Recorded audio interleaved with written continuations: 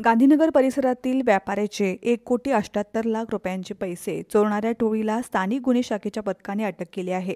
या प्रकरणात एका विधी संघर्ष बालकासह चौघांना अटक करण्यात आली आहे।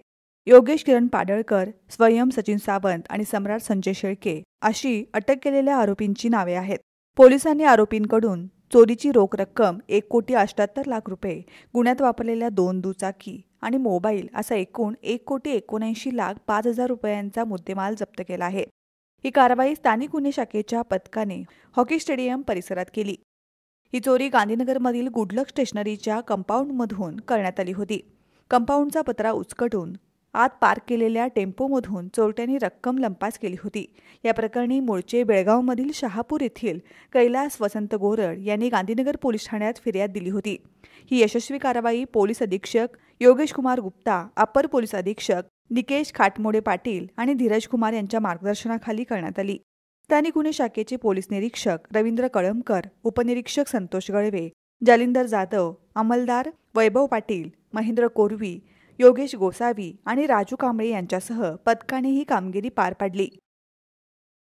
कोल्हापूर जिल्हा पोलीस कडून एक चांगली कामगिरी झालेली आहे। गांधीनगरचा एक गुन्हा होता ज्यांच्यामध्ये जवळपास 1,90,00,000ची कॅश जी आहे बॅग मधून पार्किंग मध्ये गाडी लावली होती, त्यांच्यामधून बॅग मधून पैसे काढण्यात आले होते।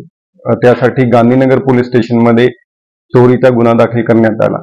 LCB कोल्हापूरची टीम, लोकल पोलीसची टीम त्यांचा पूर्णपणे तपास करून पाठपुरावा करून एक चांगली रिकव्हरी, आतापर्यंत 1,78,00,000ची कॅश रिकव्हर झालेली आहे आणि त्यांच्या सोबत 5 आरोपी ज्यांच्यामध्ये एक मायनर आहे आणि 4 मेजर आहे, ते ताब्यामध्ये घेण्यात आलेले आहे।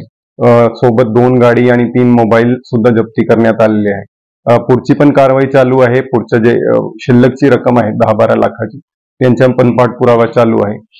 तर गुन्ह्यामध्ये 90% वरची रिकव्हरी झालेली आहे आणि सगळे आरोपी LCBची टीमने, लोकल पोलीस स्टेशनची टीमने दिवस रात्री एक करून सगळ्यांनी चांगली कामगिरी केलेली आहे।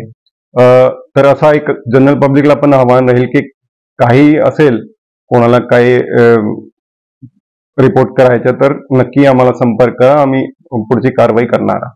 तर मोडच कशी होती?